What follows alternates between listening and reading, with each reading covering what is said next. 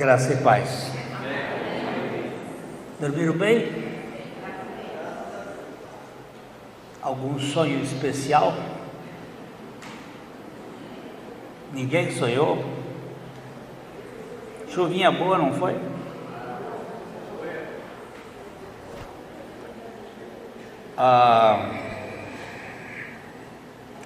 Jesus contou uma das parábolas para se revelar. Ele contou várias parábolas sobre o reino, sobre a vida cristã, mas há uma parábola que ele se revela nela, que é João 15. É uma parábola voltada para a relação dele com o seu povo. Então vamos dar uma passada por ela, porque nosso congresso tem como finalidade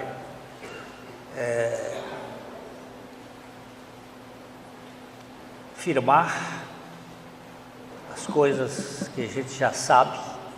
Nós não vamos dizer nada novo, mas aquilo que se sabe, ver o que é a nossa experiência com o Senhor e poder ser instrumento do Senhor nesse tempo. Então, João 15 é uma parábola que revela a pessoa de Cristo. Ele diz: eu sou a videira verdadeira e o meu pai é o agricultor.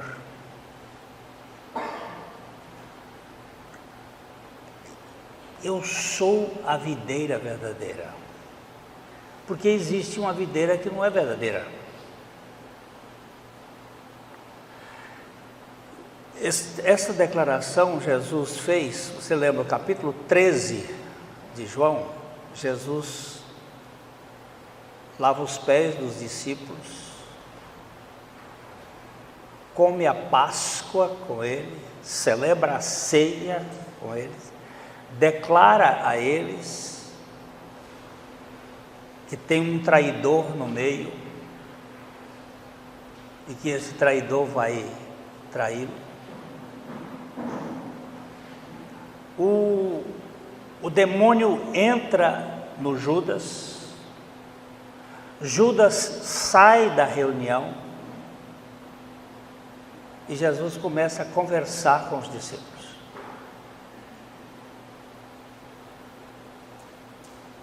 E Jesus faz um discurso, uma conversa. Ele passa um tempo ainda com os discípulos no cenáculo, que era a casa onde eles estavam reunidos. Depois ele sai, passa na frente do templo de Jerusalém, templo que foi construído por Salomão. Um dia você tiver paciência, você olha aquele templo, como é que ele foi construído. 153 mil homens naquela construção.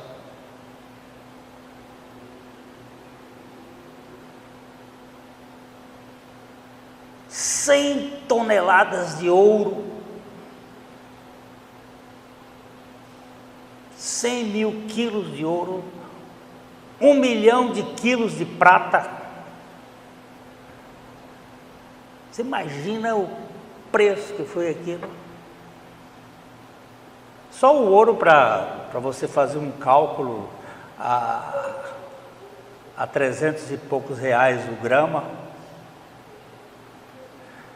Tudo aquilo depois foi derrubado, destruído, arruinado no tempo dos babilônios. Foi roubado aquele ouro. Depois Zorobabel reconstrói o templo, aí não é tão rico, mas aí ele envelhece e Herodes o Grande o reconstrói, o restaura e colocou na frente do templo uma videira de ouro, toda bordada. E Jesus passou ali, olhou e disse: essa é falsa. Ele disse: eu sou a videira verdadeira. E meu pai é o viticultor, é o agricultor.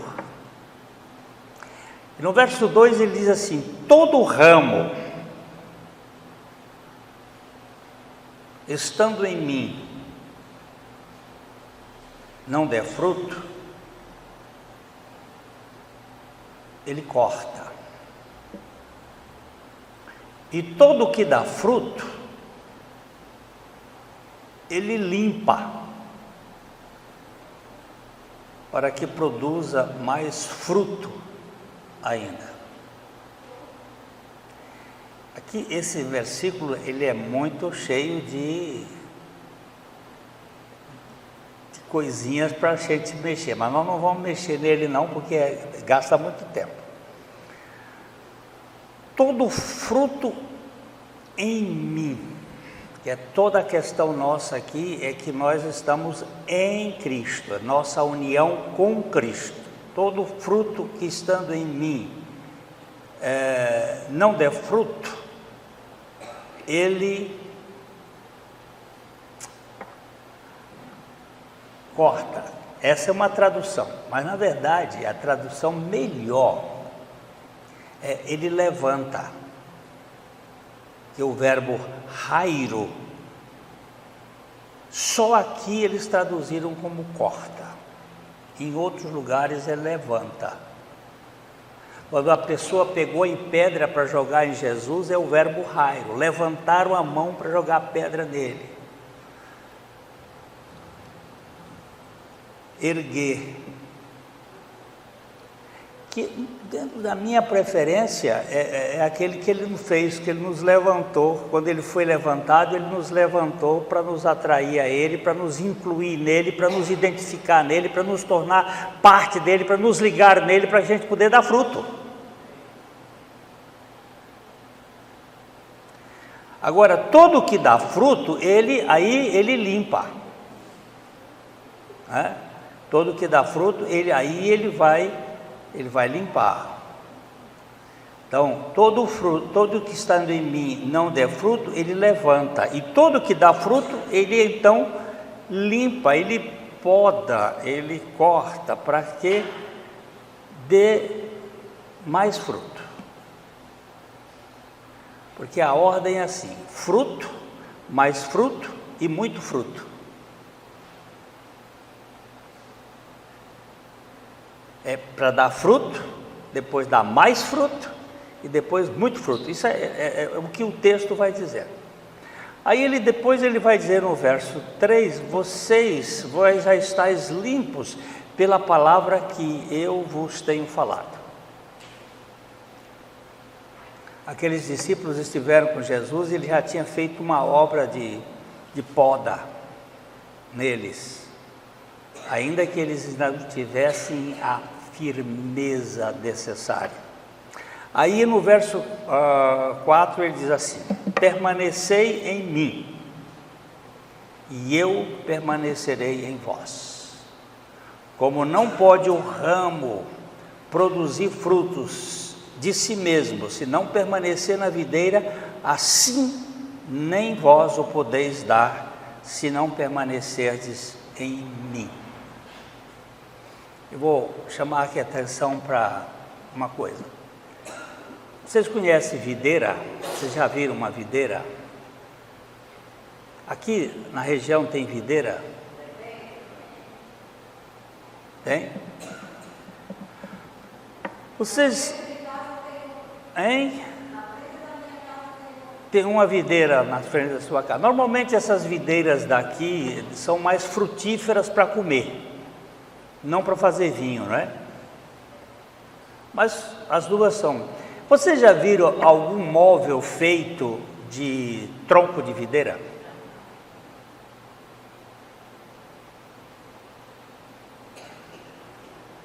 Vocês já viram algum carvão feito de tronco de videira?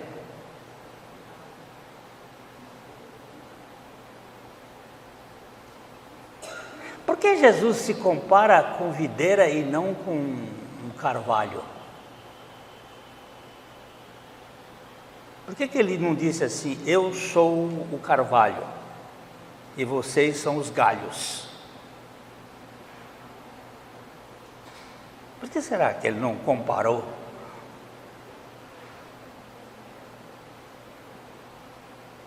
Eu sou um angelim. Vocês conhecem angelim? O jovem conhece, né? Mas essa turma nova não sabe nem o que é isso. É daqui dessa região, aqui do Mato Grosso, Mato Grossão. Árvore, eu tenho uma mesa lá em casa que um matogrossense me deu. Ela tem 4,5 metros de comprimento por 86 de largura. Dessa grossura, precisou 6 homens para botar essa bicha lá na nossa churrasqueira. É madeira inteira, é linda. Quando o pessoal chega lá, onde é que você comprou? Eu digo, não comprei, foi um mato-grossense que me deu de presente. É um angelim. Jesus não disse, eu sou o angelim e vocês são os galhos. Ou eu sou a castanheira e vocês são os galhos. Porque a castanheira também dá uma madeira espetacular e dá frutos espetaculares. Mas ele disse, eu sou a videira. Por que será que ele fez isso? Já que o tronco da videira não serve para coisíssima nenhuma.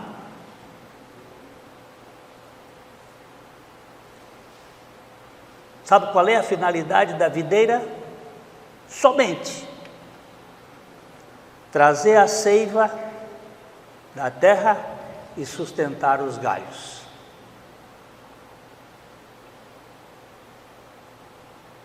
Somente.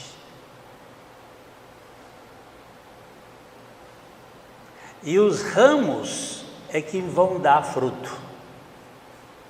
Não existe fruto no tronco da videira. É assustador, né? Você não vai ver nenhum tronco de videira produzindo uva. A uva é produzida no galho, no ramo. E Jesus vai exatamente dizer, eu sou a videira, mas vocês são os ramos. Onde é que vai ter o fruto? Nos ramos. Aí ele diz, permaneçam em mim e eu vou permanecer em vocês.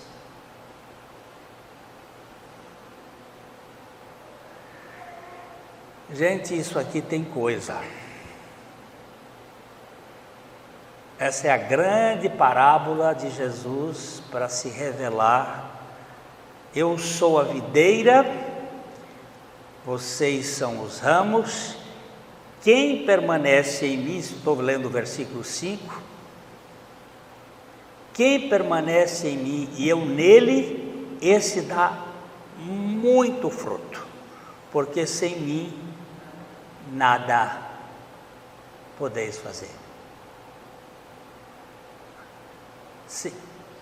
Sem mim, quanto? Quanto é nada?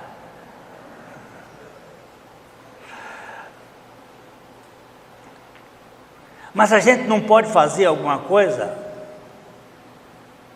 Pode, mas é carne. E o que é da carne não serve para nada. Jesus disse: a carne para nada aproveita. Vocês podem fazer na carne. Então, quer fazer, faz. Mas não vai ter nenhum proveito. Porque sem mim, nada podeis fazer. Então, esta parábola, ela é muito importante para nós. Essa é aqui, nesse versículo, no versículo 5, é a segunda vez que Jesus se expressa como sendo a videira e nós os ramos. A primeira vez foi no versículo 1, ele diz: eu sou a videira, meu pai é o agricultor. Todo ramo estando em mim, o ramo tem que estar nele. Mas aqui ele está dizendo que o ramo nasceu dele. O ramo aqui não está enxertado nele, o ramo nasceu dele. Ele produziu o ramo. Como é que alguém nasce de novo? Como é que alguém nasce de novo?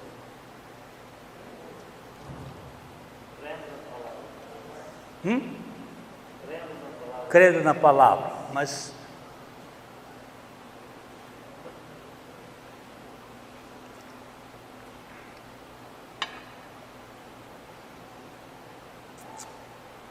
como é que esse sujeito crê na palavra, meu Deus? Como é que ele crê na palavra?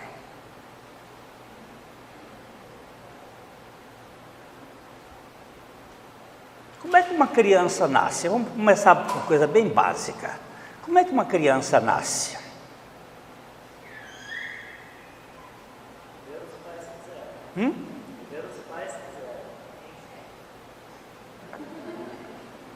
Olha aí. Primeiro ela precisa ser gerada. Você sabe que criança não nasce. Nenhuma criança nasce. A criança é nascida. Ela é parida.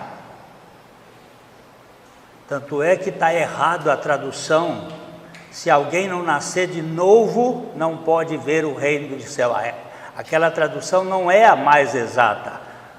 A tradução exata é: aquele que não for nascido do alto, ou nascido do cima, ou nascido de novo, não pode, porque a criança não nasce. A criança é expelida pela mãe. E a criança não se gera, ela é gerada.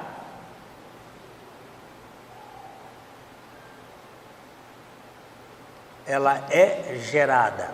Então, primeiro ela é gerada, depois ela é expelida. Pode falar. Ela depende totalmente. Ela depende totalmente do pai e da mãe para ser gerada, e depende totalmente da mãe para ser parida.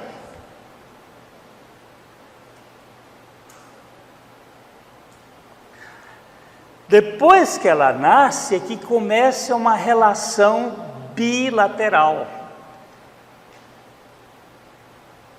Inicialmente uma relação extremamente dependente, porque ela só tem fome, então a mãe tem que dar peito. Ela vai se sujar e a mãe vai ter que limpar. E nesta relação ela vai desenvolver afeto, que ela também não nasceu com afeto. E o afeto principal é esse aqui, ó, no peito, mamando, permanecendo. Olho da mãe no olho dela, por isso que mãe que usa telefone celular para amamentar é uma filha do capeta.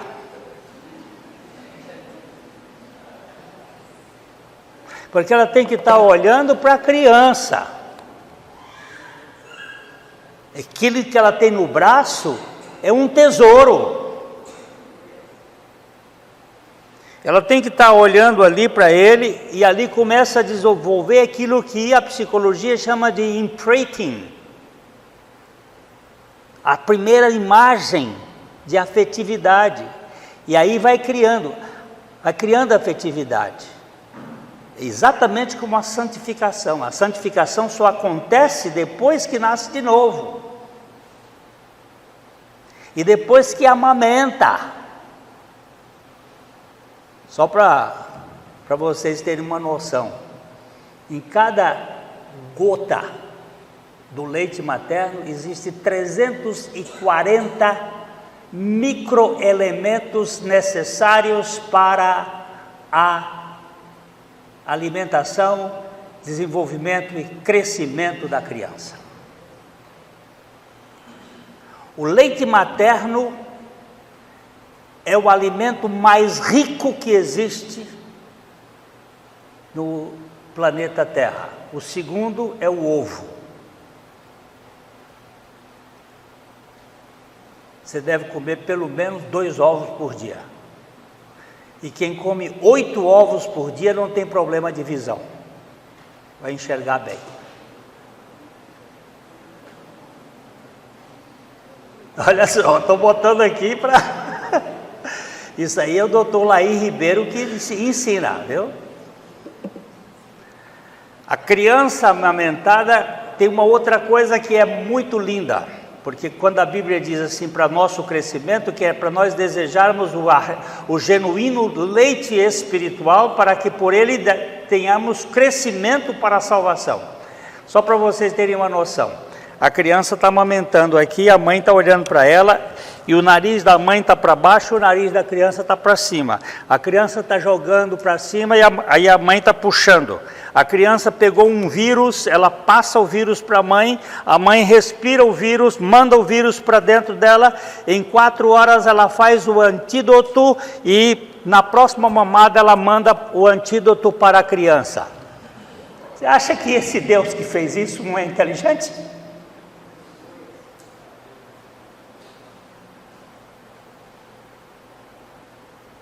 E ele fez uma mulher para ser mãe, não é para ser diretora de empresa. Mas o mundo mudou as coisas.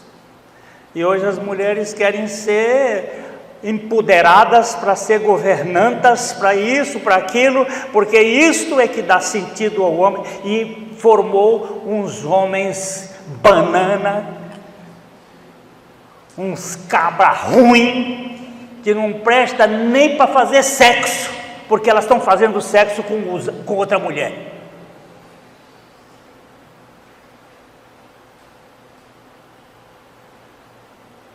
Você quer que eu seja mais claro ou que desenhe?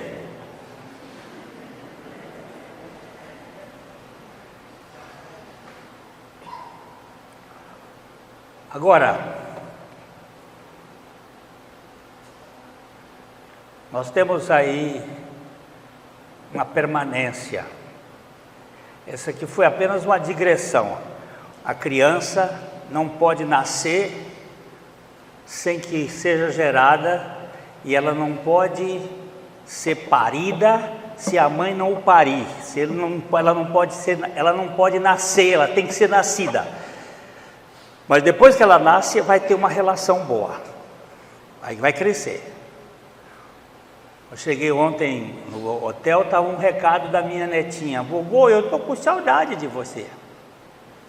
Porque a minha netinha, minha filha casou, depois separou, depois teve um namorado, teve um affair e teve uma filha. Mas ela não tem pai, o pai dela sou eu. A figura paterna delas é a minha.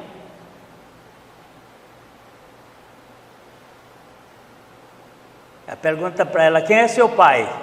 Ela diz: meu pai e meu avô. Vovô papai.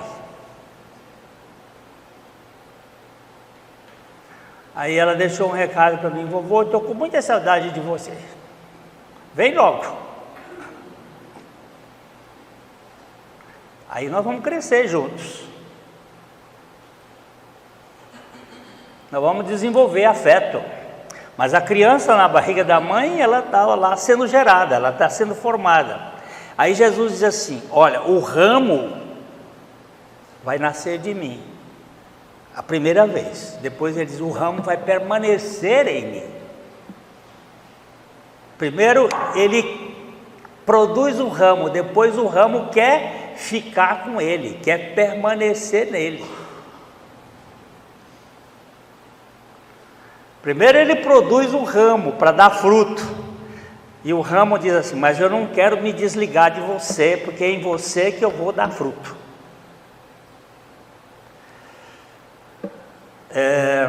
Então vamos continuar aqui na nossa, vamos ver se a gente...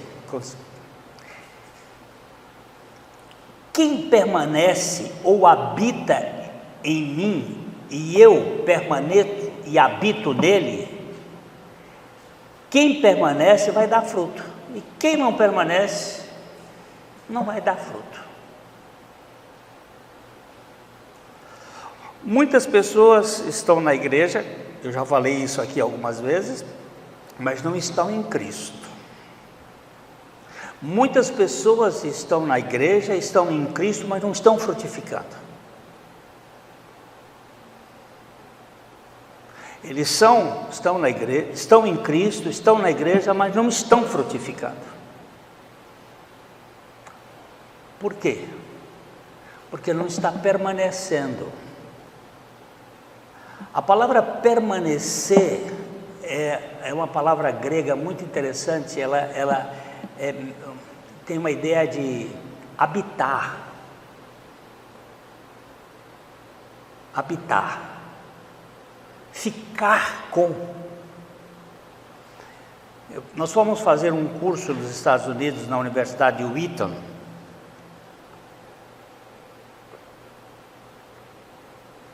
Há alguns anos. E fomos ter aulas com um psiquiatra.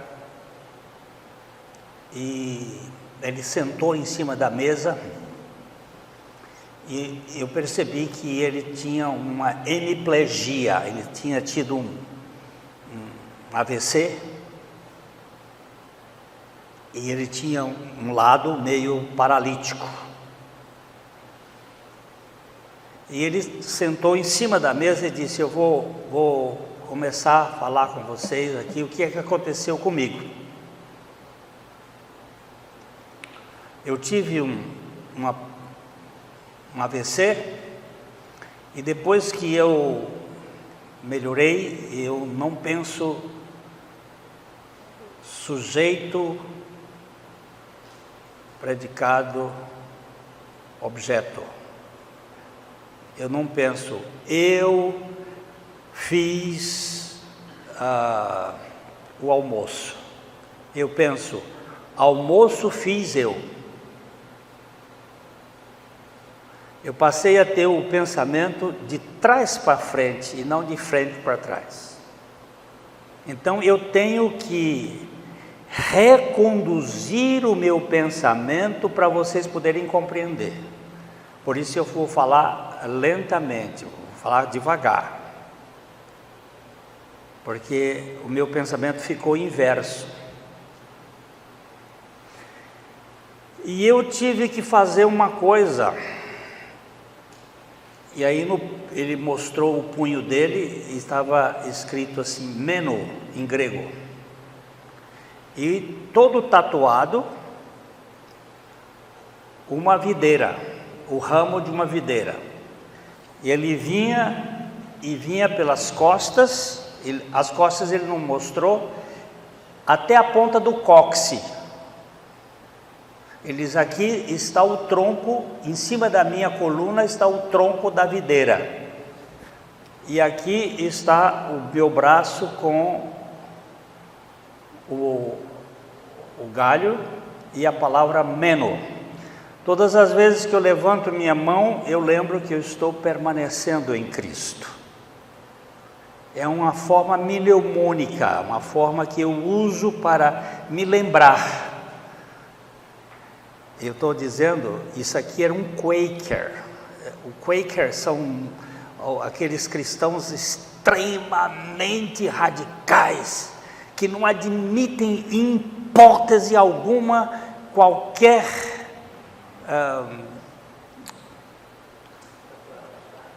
tatuagem ou qualquer pintura, brinco, nada disso. Esse Quaker mandou fazer isto para que ele lembrasse que ele estava em Cristo, para ele poder pensar que o tempo todo ele tinha que permanecer em Cristo. Quem permanece ou habita em mim e eu nele, esse vai dar fruto. Só pode habitar em Cristo aquele que estiver em Cristo. Claro. Só pode habitar em Cristo quem estiver em Cristo. Isso é óbvio. Mas tem muita gente que está na igreja, não está em Cristo, quer habitar em Cristo sem estar em Cristo. Não vai habitar nunca. Não vai permanecer nunca. Só pode estar em Cristo aquele que o Pai trouxer para Cristo. Aquilo que nós falamos ontem. Porque a Bíblia não tem espaços para a nossa geração. A geração é totalmente divina, é aquilo que na teologia se chama de monergismo. Mono é um, ergos é trabalho, um só trabalhou, um só fez. Isso foi a Trindade. Ninguém pode estar em Cristo. Você quer ver uma coisa? Vamos voltar a isso aqui, ó. João 6,44. Nós não lemos esse texto ontem, nós lemos João 6,37, mas vamos ver aqui João 6,44. Ninguém, como é que diz? Ninguém pode vir a mim se o Pai que me enviou não o trouxer, e eu o ressuscitarei no último dia.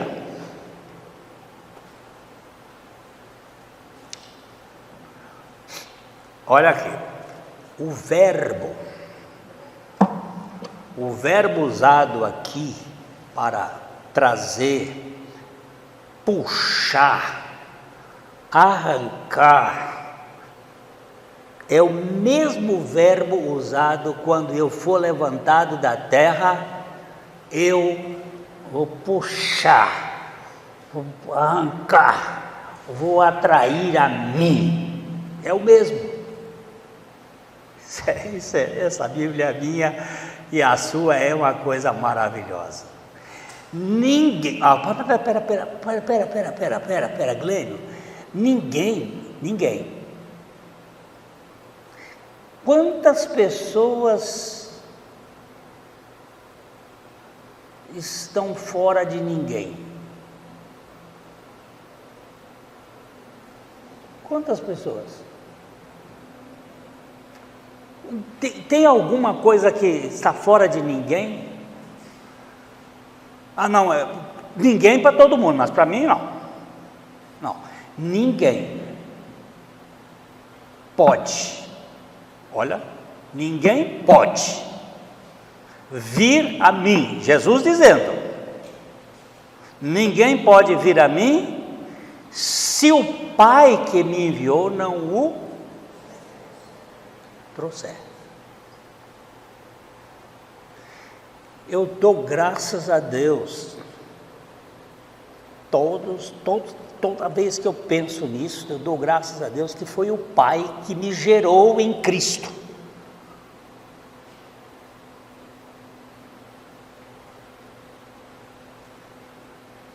Eu não nasci de novo porque eu quis nascer de novo, eu nasci de novo porque o Pai me gerou em Cristo, me trouxe a Cristo. Ninguém pode vir a mim se o Pai que me enviou não o trouxer. Aí ele, segunda parte, ele diz, e eu o ressuscitarei no último dia. Se ele tiver uma queda aí pelo caminho, não pode saber que eu vou levantar. Porque todo ramo que está em mim não der fruto, eu levanto. Eu vou levantar para ele dar fruto. Se não der fruto é porque não está nele.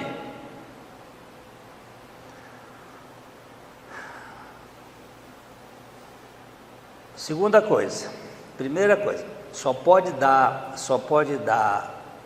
habitar em Cristo, só pode permanecer em Cristo, só pode ficar em Cristo quem estiver em Cristo. Só pode estar em Cristo aquele que o Pai trouxe para Cristo. Só estará em Cristo aquele que Cristo atrai para si mesmo. João 12:32. Vamos lá. O que você está procurando, esperando? Abre sua Bíblia, João 12:32. E é bom ir pegando os textos e marcando. Eu não estou vendo ninguém marcando. Está um povo preguiçoso.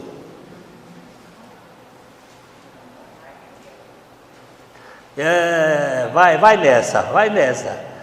Velho não tem essa memória assim não, né?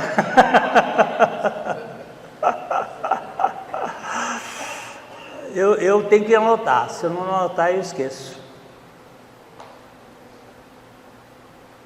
Então, é preciso estar em Cristo. Eu sei que eu estou em Cristo. Como é que você sabe que você está em Cristo? Primeiro que eu nunca tive, eu tinha desejos religiosos desde pequeno, mas aquele desejo pelo próprio Deus, por Cristo, para comunhão com Cristo, isso não é meu. Isso não é meu. Isso não é do homem natural, isso aí é um milagre de Deus na minha vida. Então, nós só podemos estar em Cristo porque o Pai nos atraiu, nos trouxe a Cristo. Nós só podemos estar em Cristo porque Cristo nos atraiu. João 12:32, o que é que diz?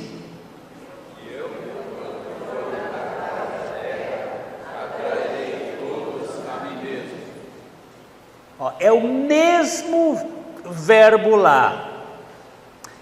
Elkuo, é o mesmo verbo.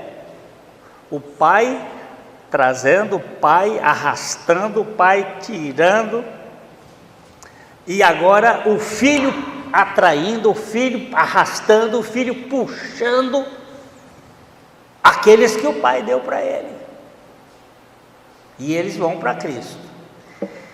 Só estará em Cristo aquele que crê em Cristo, e só crerá em Cristo aquele que o Espírito Santo convencer. João 16, 8 e 9. João 16, 8 e 9.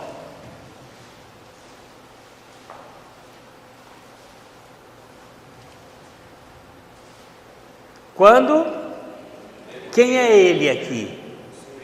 É o Espírito Santo, é o Paráclito, é o Consolador. Quando ele vier, convencerá o mundo do pecado, da justiça e do juízo. Agora, veja a definição de pecado. Qual é o pecado? Do pecado, porque não crê em mim.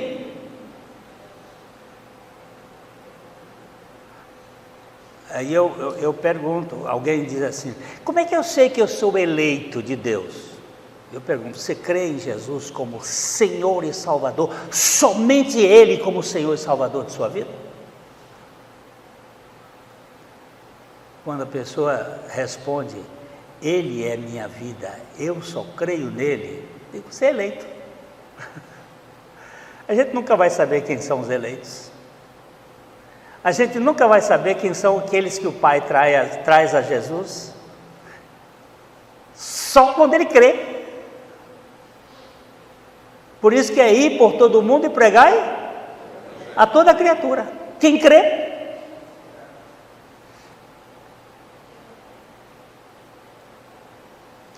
Às vezes o sujeito na hora dizia, isso não é coisa para mim, mas daqui um dia o Espírito Santo convence e o cara crê.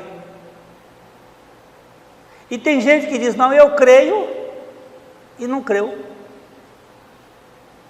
Vocês já viram isso?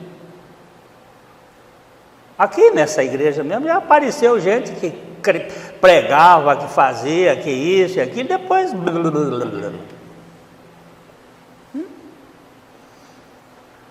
A gente às vezes prega, faz, cai, depois, mas eu sou do Cristo, eu levanto, é levantado. Mas quem não é levantado, porque nunca foi.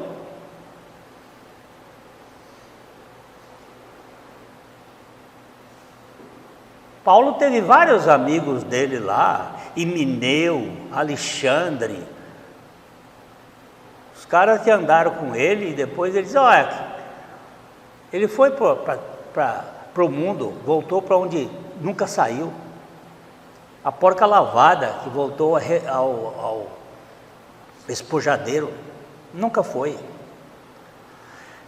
Então, só permanece quem está em Cristo, só está em Cristo quem o Pai traz, só estará em Cristo aquele que Cristo atrair, só crerá em Cristo aquele que for convencido pelo Espírito Santo.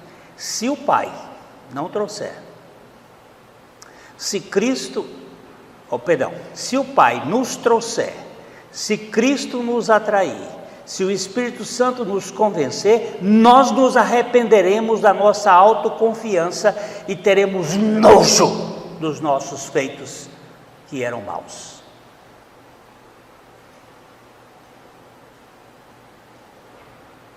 O arrependimento, ele vem depois que o Pai age em nós. O arrependimento não é moeda de troca. Vamos ler esse texto de Ezequiel, capítulo 36, versículos 26 a 31. Ezequiel 36.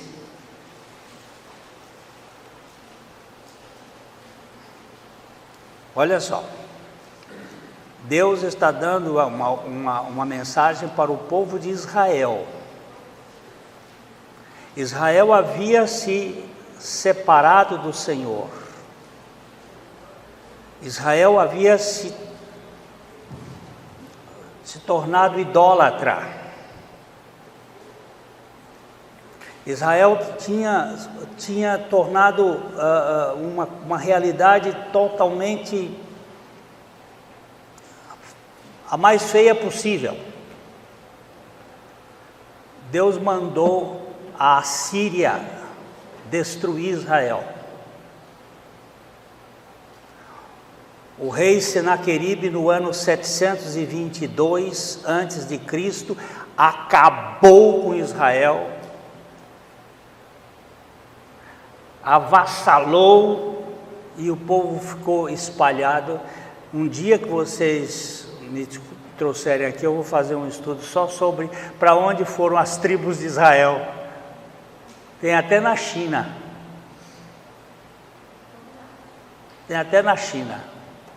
Daquelas 10 tribos, eles saíram para todo mundo.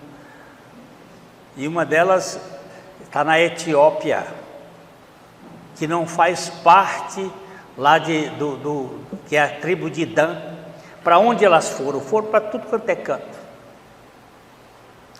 Muito bem, Deus está dizendo aqui pelo profeta Ezequiel, mais ou menos 200 anos depois que Israel tinha sido destruído, ele diz assim: dar-vos-ei coração novo. O que mais? Porei dentro de vós espírito novo. Tirarei de vós o coração de pedra e vos darei coração de carne. Olha que coisa, tudo Deus fazendo, Ele dizendo: eu vou fazer isso, eu vou dar a vocês coração novo, um novo nascimento. Eu vou dar a vocês um espírito novo, vou tirar o espírito velho, eu vou tirar o coração de Adão, o coração de pedra, e vou dar um coração de Eva, um coração de carne. Olha que figura de linguagem. Quem é que nasceu de Eva? Quem foi que nasceu só da Eva? Quem foi que nasceu só de mulher? Jesus. O único que nasceu só de mulher foi Jesus. Jesus é o único filho da mãe. Todos nós somos filhos do Pai. Ele disse: eu vou dar um coração de carne. Primeira coisa. Segunda coisa, verso 27. Porém dentro de vós o meu espírito. Olha. E?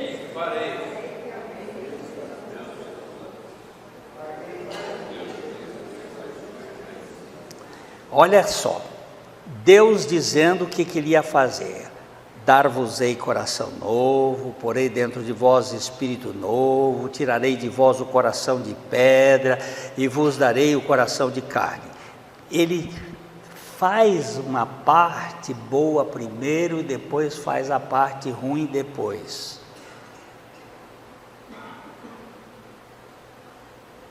Ele primeiro nos dá a fé para crer, para depois a gente nos arrepender. Porque o homem natural não tem arrependimento. O homem natural não tem, ele tem remorso. O que é o remorso?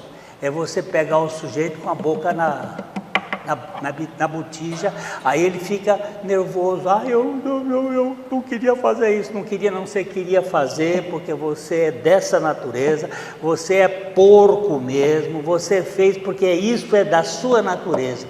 Essa história de ficou chorando, o choro de Esaú, lágrima de Esaú, não é lágrima de arrependimento, não. O arrependimento mais para frente, quer ver? Aí ele diz: porei dentro de vós o meu espírito. Depois que ele faz a coisa, eu vou botar o meu espírito, eu vou fazer vocês andarem nos meus estatutos, e vocês vão guardar os meus juízos, e eu farei com que vocês observem. É Deus fazendo. Aí, versículo 28.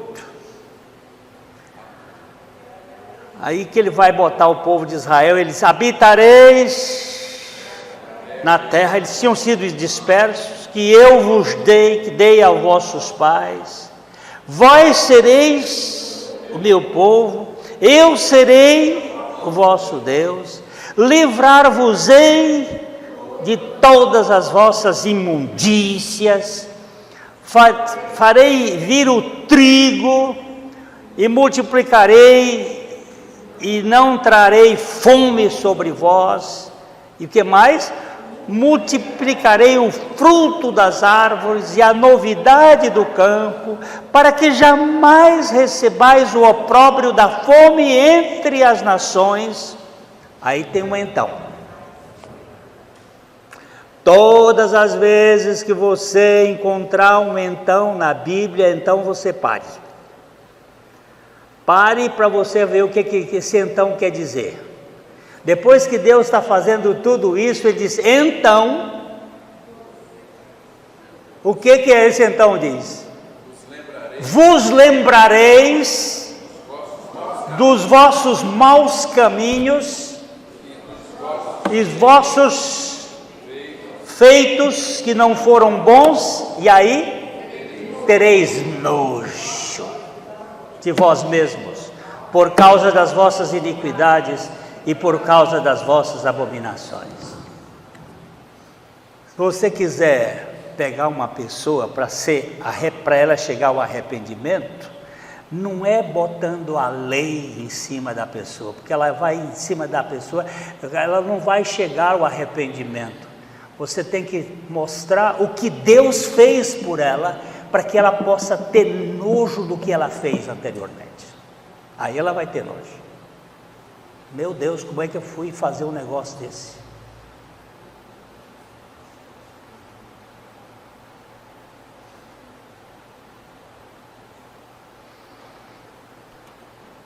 Eu tenho visto alguns casos, o cara casa, faz a promessa, depois, lá pelos tantos anos de casamento, resolve descasar, e aí a situação chega a um ponto, e o cara chega e diz assim: onde é que eu estava? Que eu larguei minha mulher. Onde é que você estava? Você nunca teve em Cristo. Não é que casamento seja fácil, não. Se alguém disser que casamento é fácil, não casou ainda. São duas pessoas diferentes, com temperamentos diferentes, com cada um andando de um jeito, andando do jeito, e Deus quer assim mesmo. Se fosse duas coisas iguais, ia ser monótono demais. Agora, você nunca teve uma experiência genuína com o Senhor. E depois eu vejo tantos chorando ali, com aquele coração arrependido, aí é arrependimento. Só que às vezes não tem jeito mais de voltar, porque um casou com o outro casou com o outro e acabou. Não tem jeito mais. Tem outras famílias no meio, não dá para desfazer.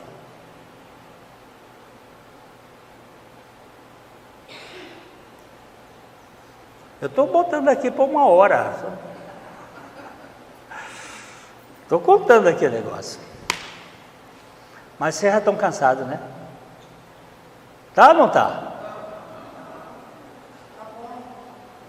Quer um cafezinho? Quer ir ao banheiro? Eu preciso terminar esse negócio hoje, que isso aqui é prático, viu? Isso é coisas práticas do permanecer, para poder frutificar. Porque senão não vai frutificar, vai ficar aí na igreja, sentando, vem domingo, assiste o culto, não é participa do culto, assiste. Muito pior do que quem vai ao estádio de futebol, porque aquele não só assiste, como vibra, e vai, e pula, e quando faz gol, e não é aquele monótono.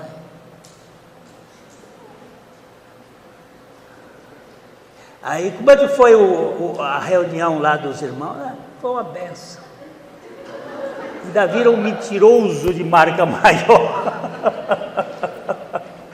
Um mentirosão que não tem mais tamanho, uma benção. Não tem nenhuma alegria do Senhor, é uma coisa, é só por causa do costume, hábitos, mas não tem. Tem alguns. Eu tenho um menino que até pregou ontem lá na nossa comunidade. Pensa num japonesinho, aquele japonesinho. Eu fui fazer o casamento dele, eu vou contar essa e a gente vai tomar café. Eu fui fazer o casamento dele e eu ganhei lá no começo do meu ministério, eu ganhei uma bata, uma beca linda, uma beca wesleyana, que é muito bonita, e para essas festas assim, todo mundo vai bonito, eu boto aquela beca e fico parecendo aquela figura, aí faz a cerimônia e tal, e eu sempre faço, quando eu fui fazer o casamento desse menino, e estava um dia quente. Ele é filho de uma senhora que é da nossa igreja. O pai é um médico, mas não tinha nem nenhum interesse pelo evangelho. E esse menino também não, do mundão. Aí a mãe queria que eu fizesse o casamento, lá fui eu, toda a roupa. Quando eu chego lá, ele vem de bermuda, todo mundo de bermuda, um negócio sem que nem para quê. E aí eu entrei com um negócio, olha, você me desculpa, mas vocês me fizeram uma safadeza, arranquei aquilo, tirei gravata, tirei paletó, já que está todo mundo aqui pelado, eu vou ficar também.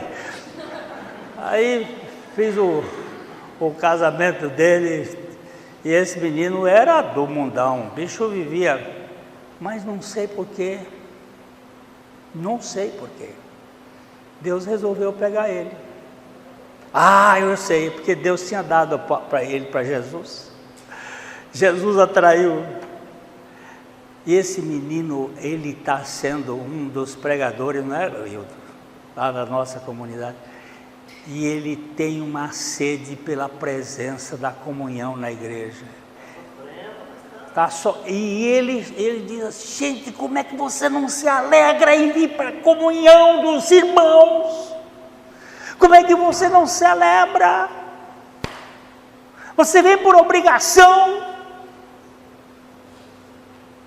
Você vem porque está com costume, vai botar o vestidinho novo, a sainha, a roupinha para ir para a igreja, para se exibir. Por que você não vem para ver o Senhor, para ter celebração no Senhor? Ou com bom e agradável é que os irmãos estejam, porque é como óleo precioso, é como o orvalho do Hermon.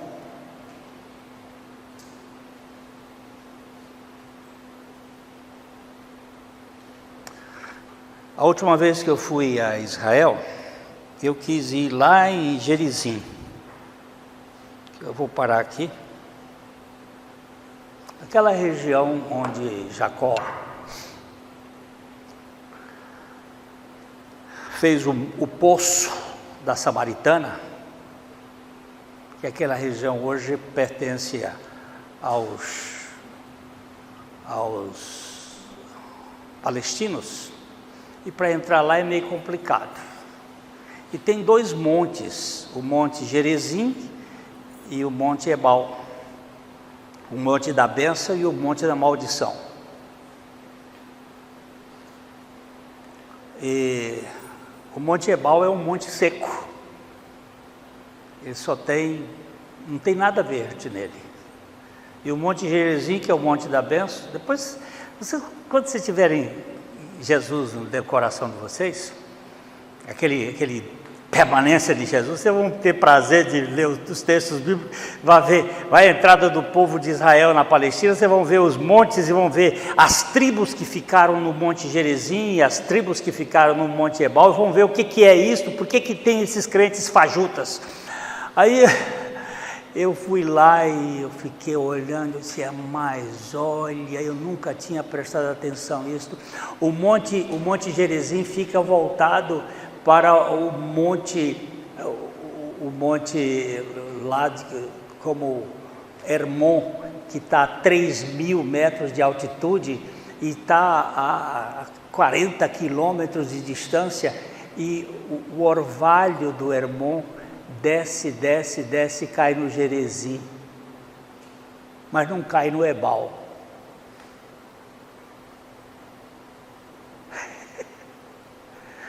No Gerizim tem verde, no Ebal está tudo seco. Eu olhei assim, meu Deus, eu nunca tinha prestado atenção nisso.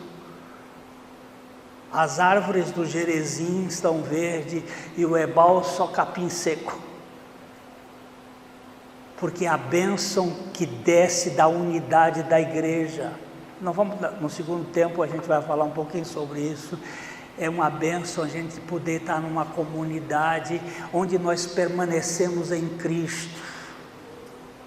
E a gente tem comunhão com gente com defeito, com gente problemática, onde nós podemos trabalhar na edificação mútua um do outro. Vamos tomar café, senão está todo mundo agora com